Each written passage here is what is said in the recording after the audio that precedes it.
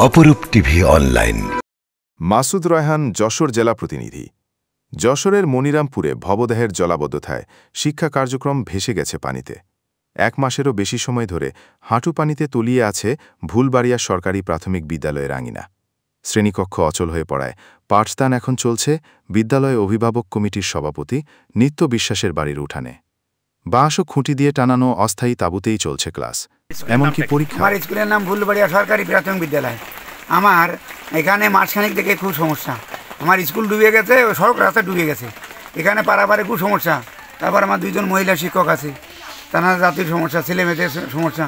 তা আমরা পিটিএ সভাপতির বাড়ি, ওনার কাছে আমরা বলেছিলাম, উনি আমাদের দেখাতেছে আমারও কিছু অর্থায়ন, কিছু গ্রাম বাড়ির সাহায্য আছে, সবার অর্থায়নে আমরা এখানে পাঠদান চলমান রেখেছি। মানে তাঁবুটা নিয়ে? হ্যাঁ, তাঁবুটা নিয়ে। এখানে কতদিন হচ্ছে আপনার? এখানে আমরা দেখানো 25 দিন।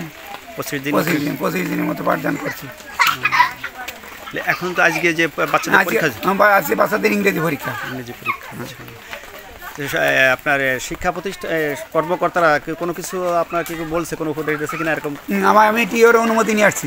টিও বলেছে আপনি যেখানে ভালো পারেন গ্রামে সেখানে ক্লাস নেন, বন্ধ করা যাবে। হ্যাঁ, বন্ধ করা যাবে, পাঠদান চলমান রাখতে হবে। পাঠদান চলমান রাখতে। আপনার স্টাফ কতজন? আমার স্টাফ 4 জন। আছেন তো?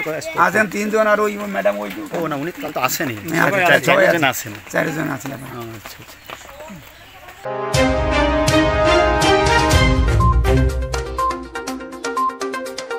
অপরূপ টিভি অনলাইন।